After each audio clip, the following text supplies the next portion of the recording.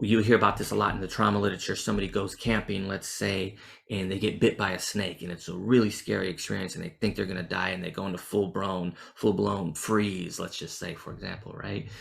And it's a traumatizing experience, and a couple of weeks later they're at home, they're safe, everything's okay, and they walk into their backyard and they see a green coiled up garden hose, right? They see it out of the corner of their eye, and before their mind could say to them, excuse me, before their brain could say to them, that's just a hose, their nervous system, their body goes into full-blown trigger, full-blown freeze because of that experience they had before, right? That's an example of a neutral or non-threatening stimuli, the coiled up garden hose, being interpreted as something threatening, right? The snake from the prior experience.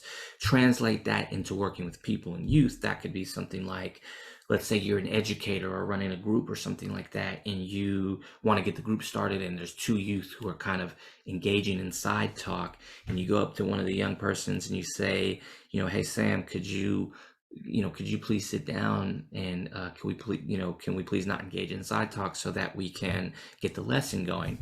And in your mind, you were like, I'm trying to be trauma informed. I am going to come with a sensitive tone. I'm not going to be demanding.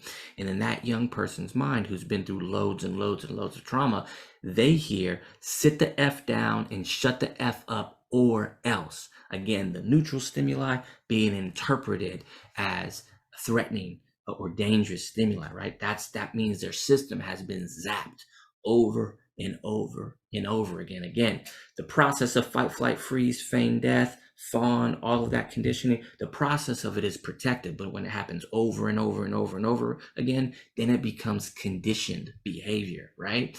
And so, again, somebody who's has a lot of trauma in their life, their window of tolerance is so slim that it's easy to get triggered.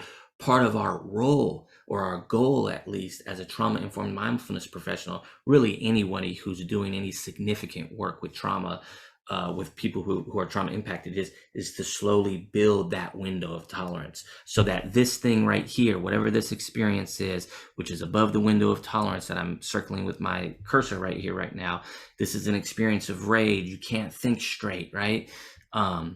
Maybe it was, a colleague or a parent saying something to you. Over time, that same experience, if we build the window to be higher up here, they'll still get mad, they'll still be upset, but it won't completely fling them into fight, flight, or freeze, which means their brain will still be online. They can think, at least, and have a chance to respond more skillfully, rather than just succumb to whatever the behaviors the trauma is going to influence in those moments.